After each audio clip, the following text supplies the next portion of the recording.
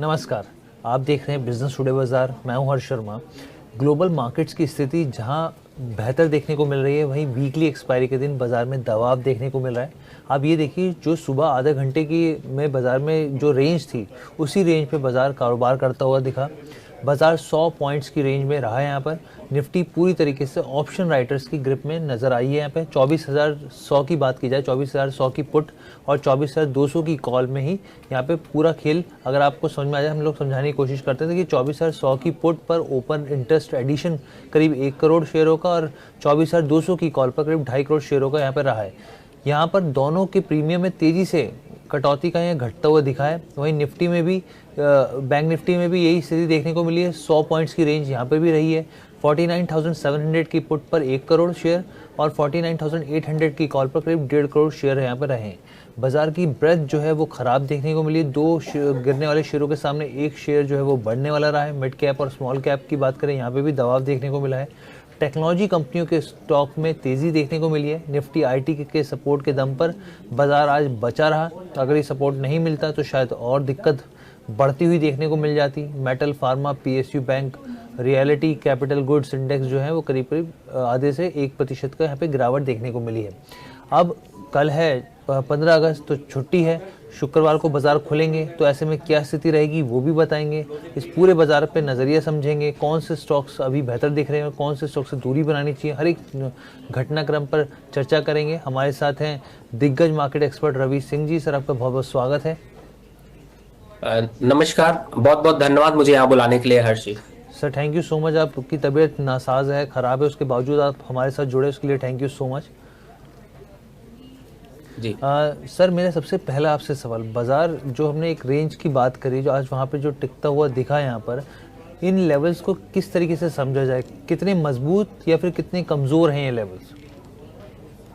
वैसे हर्ष, आपके साथ शो करने में मुझे बहुत मजा आता है, क्योंकि जब आप बात करते हैं ना, एकदम करंट ट्रेडर और इन्वेस्टर की लिंक की बात करते हैं। और आपके जो मैं अभी पूरी जो आपने स्टार्टिंग करी, मैं उस पर थोड़ा सा अपना कमेंट ऐड करना चाहता हूँ, बिकॉज जी आपने बात अच्छी करी है। आज वाकई में दिन जो है वो ऑप्शन ट्रेडर का था, और वो भी उनका जो थीटा डीके खाते हैं। थीटा डीके का मतलब है जो टाइम वैल्यू खाना चाहते हैं। और अभी इस समय मार्केट में थीटा डीके ही चलेगा, मतलब आने वाले 2 हफ्ते तक मार्केट में बहुत बड़ा कोई डायरेक्शन नहीं है। लेवल आपको बताता हूं, नोट करके रखिए। पहला, 23,800 के नीचे मार्केट नहीं जाएगा और 24,350 के ऊपर मार्केट नहीं जाएगा। ये 2 हफ्ते का रेंज यहाँ पर दिखाई देगा, और थोड़े बहुत स्टॉक्स यहाँ पर टूटते हुए से नजर आएंगे। लेकिन आपने जो बात कही, मैं उसी को ऐड करता हूं। आईटी थोड़ा सा सपोर्ट देगा, आईटी नहीं देगा तो एफएमसीजी सपोर्ट देगा, एफएमसीजी नहीं देगा तो वहां पर आपको बैंकिंग काउंटर में थोड़ा सपोर्ट देखने को मिलेगा। तो टर्न अराउंड स्टोरी धीरे धीरे आपको मिलती रहेगी, लेकिन निफ्टी में बड़े कोई बहुत ज्यादा मेजर डाउनफॉल आने के चांसेस यहाँ पर कम है। तो ट्रेडिंग के लिहाज से आपको एक जरूर यहाँ पर ऐड करना चाहूंगा, थीटा डीके खूब खाइए, अच्छा प्रॉफिट बनाइए। थीटा डीके आपको यहाँ पर अच्छे पैसे देंगे। थीटा डीके का सपोर्ट मिलेगा, साथ में सेक्टोरियल इंडेक्स जो है, सेक्टोरियल रोटेशन का सपोर्ट मिलता हुआ यहाँ पे दिखेगा। सर, आपने एक लेवल बताया, नीचे उससे नहीं जाएगा 23,800 और ऊपर 24,350 आप कह रहे हैं, उससे ऊपर नहीं जाएगा? जी बिल्कुल। ठीक है सर। अच्छा सर, अब बैंक निफ्टी की बात करते हैं। मतलब बैंक निफ्टी में तो आज ये स्थिति देखने को मिली कि 6 अगस्त का जो लो था उसको टच करता हुआ दिखा सर, उससे भी बल्कि नीचे ही पॉइंट्स पे जाता हुआ यहाँ पे दिखा है। अब बैंक निफ्टी को लेकर, निफ्टी बैंक को लेकर सर क्या नज़रिया होना चाहिए? क्योंकि देखिए एचडीएफसी का भी सपोर्ट बहुत ज़्यादा मिल नहीं रहा है सर, आईसीआईसी, कोटक भी हर तरीके से यहाँ पे नेगेटिव चीज़ें ही मिल रही हैं। निफ्टी बैंक को लेकर आपका क्या नज़रिया है? बिल्कुल आपने सही कहा, बल्कि इनफैक्ट अगर आप टॉप दिग्गज बैंकों को देखिए जो बैंक निफ्टी को सपोर्ट देते हैं, जिसमें आईसीआईसी बैंक है, एचडीएफसी बैंक है, Kotak bank, axis bank, IndusInd bank, इनमें कोई बाइंग मोमेंटम तो दिख नहीं रहा, और सेलिंग मोमेंटम की तरफ यहाँ पर थोड़ा ज्यादा दिखाई दे रहा है। और इसी वजह से आपको यहाँ पर बहुत ज्यादा अग्रेसिव बैंक निफ्टी में बाइंग नहीं देखने को मिलेगी। अगर बैंक निफ्टी में आप बाइंग देखने की तैयारी कर रहे हैं तो थोड़ा और वेट करिए।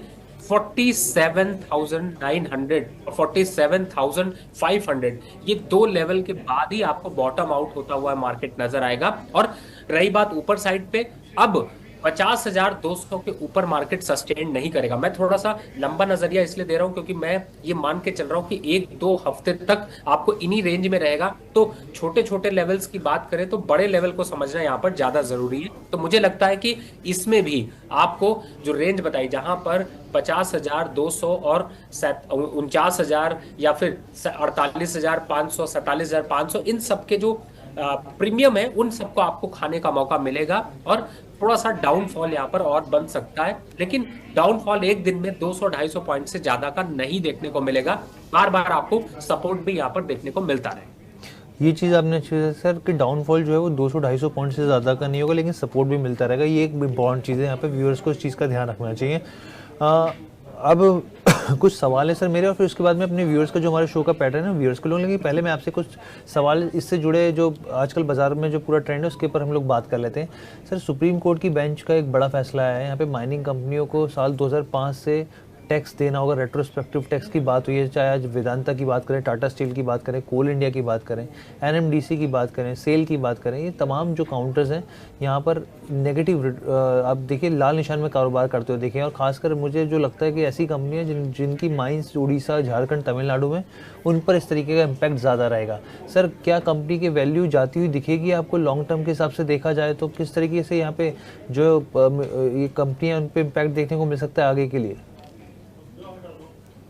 देखिए, यहाँ पर एक चीज मैं जरूर कहना चाहूंगा। पहली बात है, ज्यादातर जो इसका इम्पैक्ट है वो पीएसयूज की माइनिंग सेक्टर को ज्यादा है। सरकार की एक हाथ दे एक हाथ ले वाली स्कीम का हाल है। तो मुझे ऐसा लगता नहीं कि स्टॉक्स में कुछ बहुत मेजर डाउनफॉल यहाँ पर देखने को मिलेगा। जो इम्पैक्ट था वो आ चुका है। जितना अब अगर टैक्स की पूरी की बात करें तो उसके ऊपर भी अभी कई जो है वो गुंजाइशें यहाँ पर बाकी हैं। तो मुझे ऐसा लगता है कि डाउनफॉल तो जरूर इसकी वजह से आया, लेकिन ये सस्टेनेबल नहीं होगा। और दूसरा, ये अच्छा मौका है, अगर इस तरीके की चीजें होती रहती हैं तो आपको मौका भी मिलता है कि आप स्टॉक्स को परचेज कर पाए, लोअर रेट पे देख पाए। क्योंकि जिस हिसाब से स्टॉक्स बढ़ रहे थे वो सपने की तरह दूर होते जा रहे थे, लेकिन कम से कम इस तरीके की न्यूज जो आती है उसकी वजह से नए इन्वेस्टर को भी एक मोटिवेशन मिलता है कि इन स्टॉक्स पे आप निवेश कर सके। और ये जो कंपनियों की बात कर रहे हैं, इनका जो ट्रैक रिकॉर्ड है वो डिविडेंड की तरफ ज्यादा रहता है। तो स्टॉक चले ना चले, डिविडेंड भी मिल जाता है, तो जो सीनियर सिटीजन है उनको भी मजा आता है। तो मुझे लगता है स्टॉक में इतना पैनिक होने की जरूरत नहीं,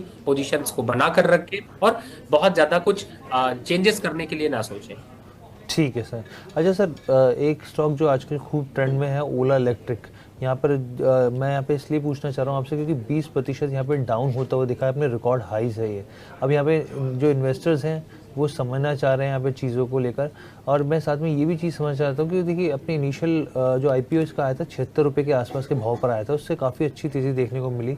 उसके बाद ये नीचे आता हुआ दिखा।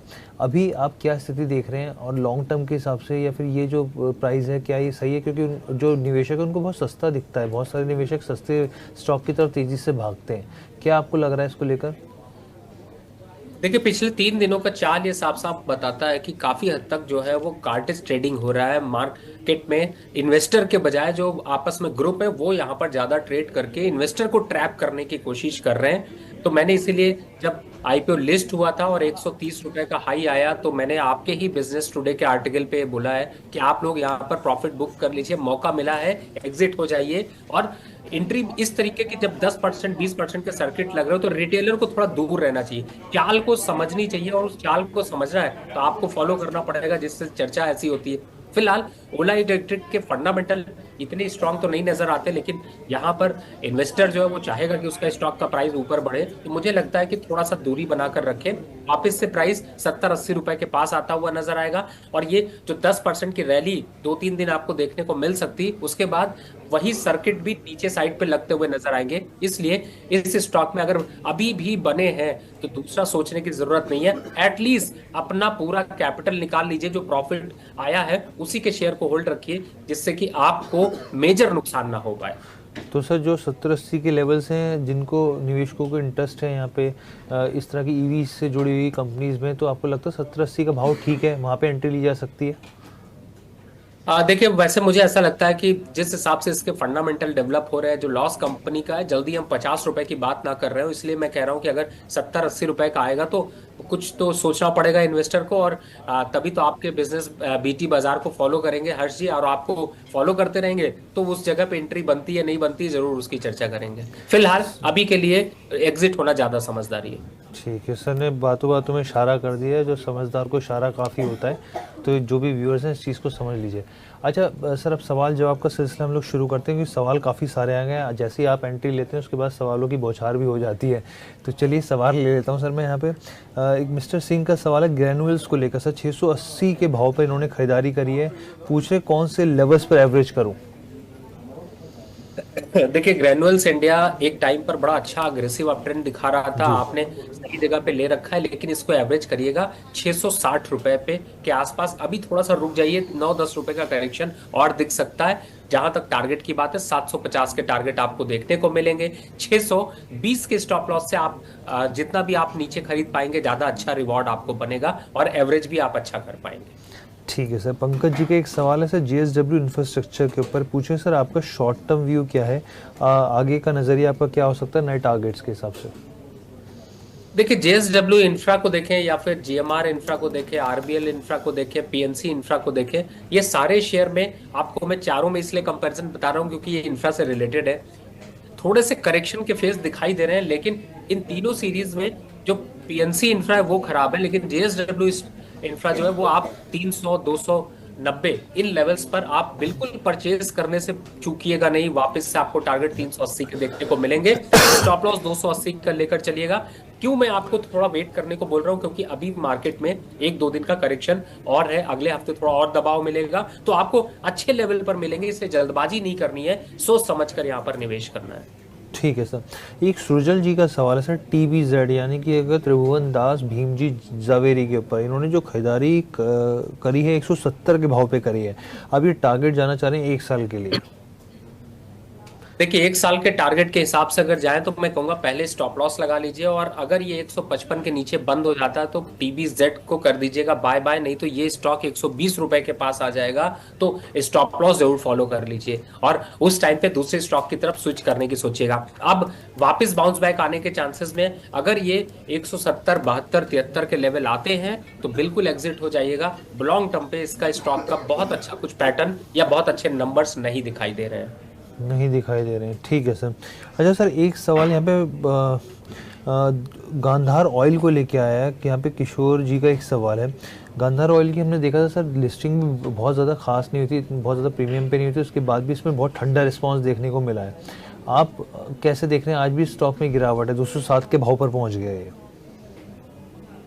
देखिए, बिल्कुल आपने सही कहा हर्ष जी। फिलहाल अगर अभी देखते हो तो थोड़ा करेक्शन और है, और 180 रुपए नोट कर लें, जो लोग नोट नहीं कर रहे हैं नोट कर लीजिए, 180 रुपए के आसपास तक लेवल्स आएंगे और उन लेवल्स पर आने के बाद भी कुछ अट्रैक्शन यहाँ पर देखने को मिल सकता है। लेकिन अगर आप इस तरीके के स्टॉक्स को देख रहे हैं रिफाइनरी के इनके, तो आप गेल पे बिट करिए, 220, 222 के लेवल पर ज्यादा अच्छा है, 255, 56 का टारगेट दिखा सकता है। दो तरीके के फंडामेंटल वहां पर स्ट्रांग नजर आ रहे हैं, लेकिन गांधार ऑयल में थोड़ा करेक्शन और बाकी है। अगर आपके पास 200 का भी परचेज है तो 207 पे एक बार एग्जिट कर लीजिए, क्योंकि इस स्टॉक में थोड़ी गिरावट बढ़ सकती है। गिरावट बढ़ सकती है, ठीक है सर। मोना बत्रा का एक सवाल है सर सिप्ला और ACC को लेकर, यहाँ पर पूछें कि बाइंग करनी चाहिए लॉन्ग टर्म के हिसाब से मौजूदा भाव पर। देखिए, सिप्ला ने तो नए रॉकेट बना लिए हैं, थोड़ी प्रॉफिट बुकिंग दिखा रहा है, लेकिन मैं कहूंगा 1520 के लेवल का वेट कर लीजिए।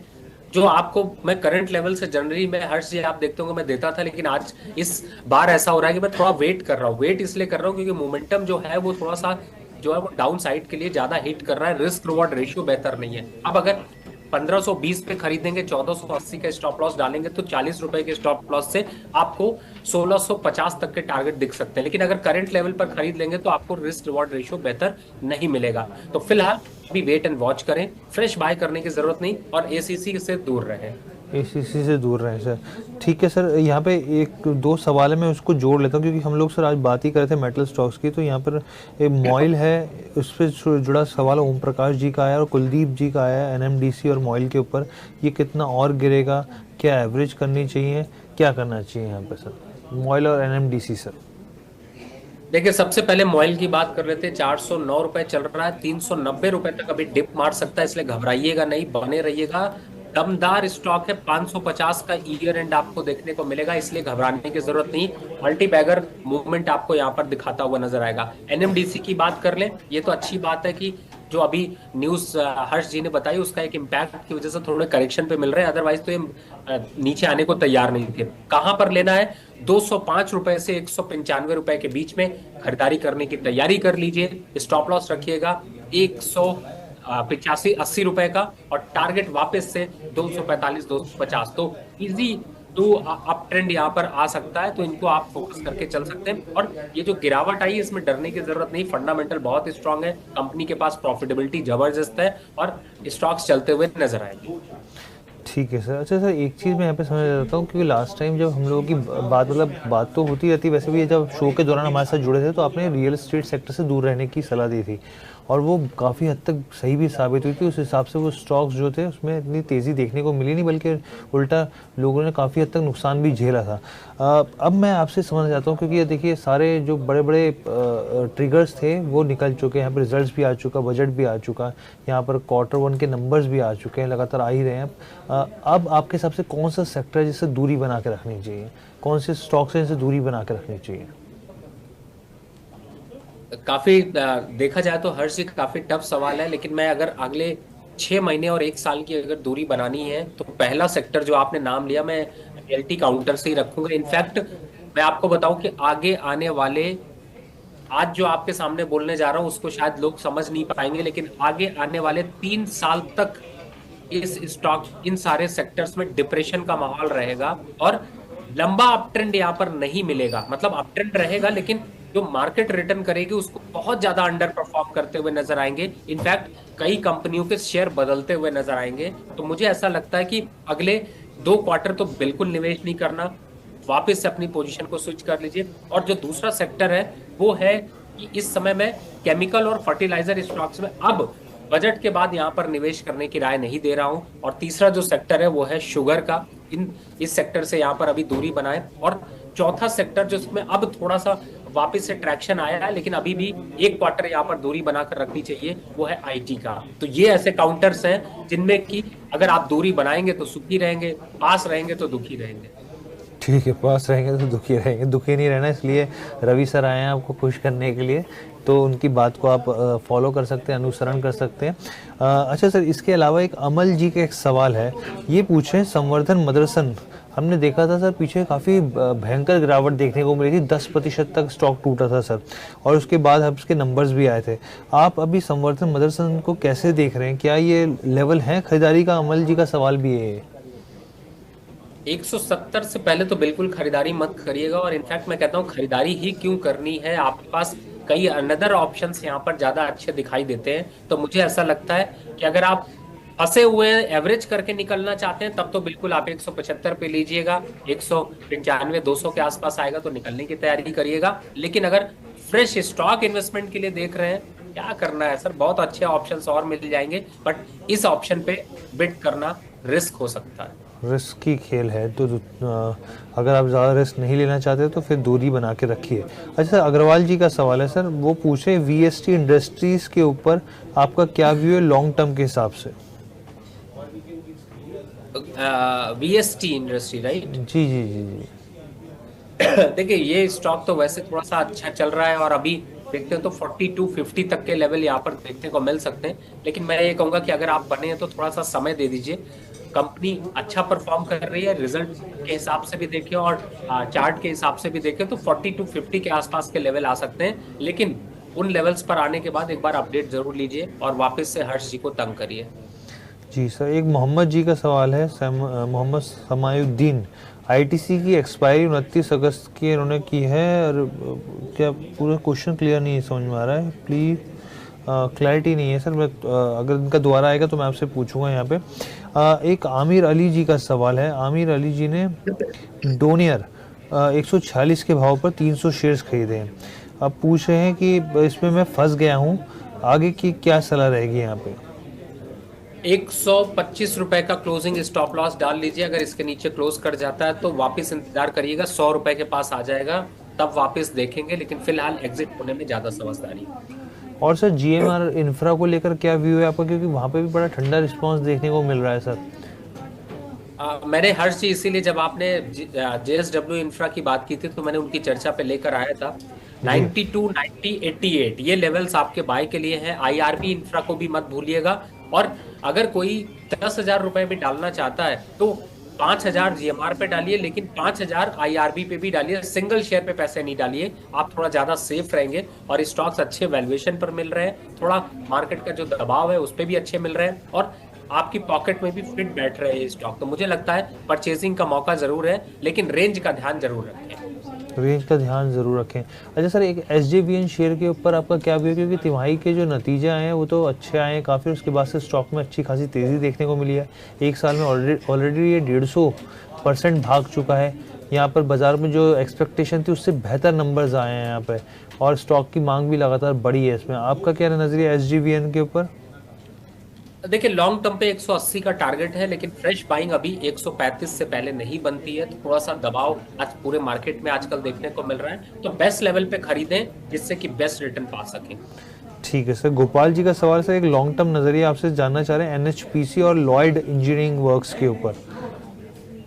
देखिए, एनएचपीसी तो इस समय 92, 93 के पास चल रहा है, और मैं समझता हूँ कि ये एक ऐसा स्टॉक है जो कि थोड़ा सा आपको तंग जरूर कर रहा है, लेकिन पूरे पीएसयूज में गिरावट दिख रही, बाद में वापस 105, 115 के लेवल दिखा सकता है। तो अगर 88 रुपए भी आ जाए तो भी खरीदने से मत चूकिए, स्टॉक को बाय करके रखिए, थोड़ा लॉन्ग टर्म पे अच्छे रिटर्न्स मिलते हुए नजर आएंगे।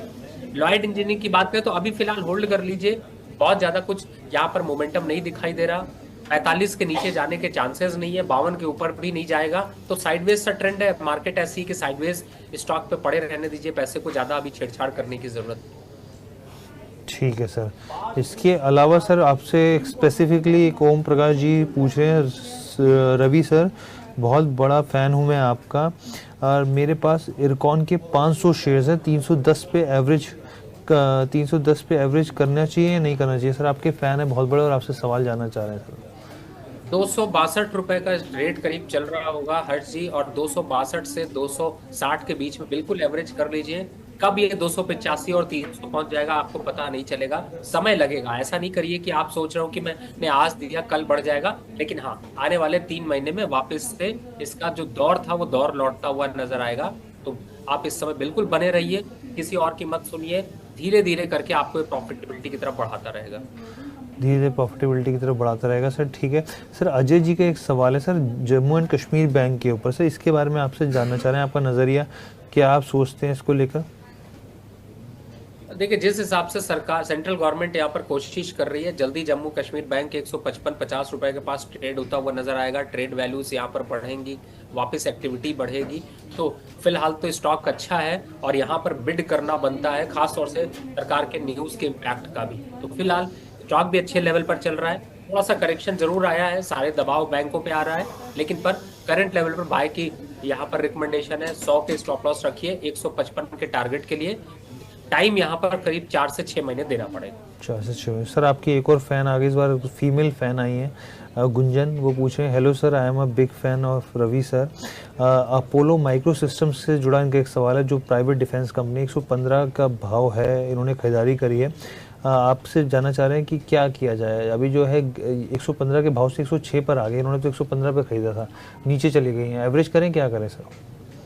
बिल्कुल एवरेज करिएगा, लेकिन 102 से 98 के बीच में प्लीज आप मैम नोट कर लीजिए। गुंजन मैम, आपको इसको 102 रुपए से 98 रुपए के पास इसको जो है वो एवरेज करना है, घबराने की जरूरत नहीं है। 115 का लेवल वापस आएगा तो आप प्रॉफिट भी कमाएंगे, और वैसे भी लॉन्ग टर्म फंडामेंटल पर ये स्टॉक काफी अच्छा है।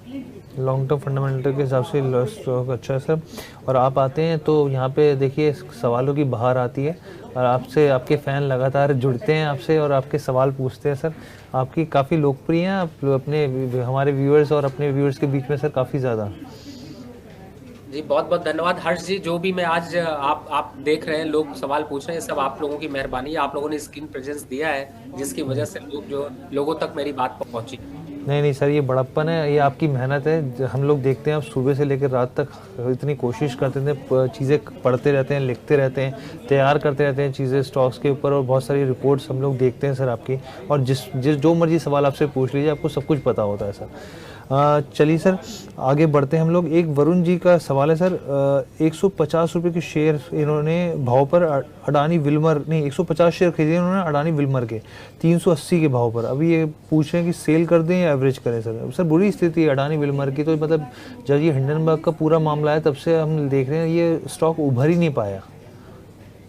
वैसे मैं आपको बताऊं कि मैंने एक अडानी विल्मर पे ही एक यहाँ पर जो है वो कॉल दिया था कि वापस 400 का लेवल आएगा तो छोड़िएगा नहीं, लेकिन शायद कहीं ना कहीं से ये मिस कर गए या फिर इन्होंने सुना नहीं, दोबारा परचेस कर लिया। अब 320 की तैयारी करिए, 320 तक आएगा तो वहां पर थोड़ा खरीदेंगे, और 380 के लेवल पर आएगा तो निकल जाइएगा। और आपके माध्यम से मैं सारे लोगों से कहता हूँ, जो लोग अडानी विल्मर में पड़े हैं, खड़े हैं, या फंसे हुए हैं, या पोर्टफोलियो में ले रखा है, अगले 6-8 महीने तक रिटर्न आने के चांसेस थोड़े कम है। तो बेटर है कि इस स्टॉक को स्ट्रैटेजिकली निकल जाइए, दूसरे स्टॉक पे बिल्ड करिए जो आपको अच्छे रिटर्न दे पाए। ये नहीं कह रहा स्टॉक खराब है, लेकिन फिलहाल अगर 6 महीने मेरा साथ नहीं दे रहा तो कोई बात नहीं, मैं दूसरे स्टॉक पे चला जाता हूँ। ठीक है सर। अच्छा सर, एक आशीष जी का सवाल है, ये भी बैंकों से जुड़ा हुआ, साउथ इंडियन बैंक के ऊपर। वो वही बात है कि स्टॉक सस्ता मिल रहा था, इन्होंने मतलब 30 रुपये के भाव पे इन्होंने खरीदा। सस्ते स्टॉक्स को लेकर काफ़ी ज़्यादा इंटरेस्ट रहता है रिटेल निवेशकों में। अब 24 पे आ गया सर, क्या करना चाहिए इनको? थोड़ा सा समय दीजिए, ये सब स्टॉक्स जब चलते हैं तो मल्टी बैगर रिटर्न देते हैं, और इस स्टॉक का 35 का टारगेट है। 22 और 23 रुपए के बीच में थोड़ा सा और खरीद दीजिएगा। 24 चल रहा है, थोड़ा और पेशेंस बना कर रखिए। एक हफ्ते में अगर टर्न अराउंड स्टोरी हो जाती है तो 26 के आसपास अगर निकलता है तो भी खरीद लीजिएगा। वापस से 32 से 35 के टारगेट आपको देखने को मिलेगा। ठीक है सर। अच्छा सर, एक चीज़ अब मैं आपसे समझना चाहता हूँ कि कल तो सर आप पानी लेना चाहे तो प्लीज़ सर, क्योंकि आपकी तबीयत थोड़ी ठीक नहीं है। और जब तक अपने व्यूअर्स को मैं बता दूं कि सर ने जो क्रूशियल लेवल्स बताए हैं यहाँ पर, और खासकर जो सेक्टर से दूर रहने की सलाह दी है यहाँ पर, रियल एस्टेट हो गया, शुगर हो गया, केमिकल हो गया, फर्टिलाइज़र हो गया, आईटी, फिलहाल के लिए उन्होंने कहा कि इन सेक्टर से दूरी बनानी चाहिए यहाँ पे। और रियल एस्टेट के लिए भी उन्होंने साफ तौर पर कहा कि करीब से 2 से 3 साल उस तरीके के आपको रिटर्न नहीं मिलेंगे जिसकी आप उम्मीद कर रहे हैं, जो आजकल रिटेल निवेशकों की उम्मीद रहती है कि बम्पर रिटर्न आएंगे यहाँ पर। इसके अलावा जो मैं आपको बताऊं कि निफ्टी, यहाँ पे निफ्टी की बात की जाए तो 23,800 के इससे ज़्यादा नीचे लेवल जाते हुए नहीं दिख सकते। 1-1.5 हफ्ते की बात की जा रही है, और 24,350 से ऊपर के लेवल जो रवि सर ने यहाँ पे बताए हैं। सर अगला मेरा सवाल आपसे ये है,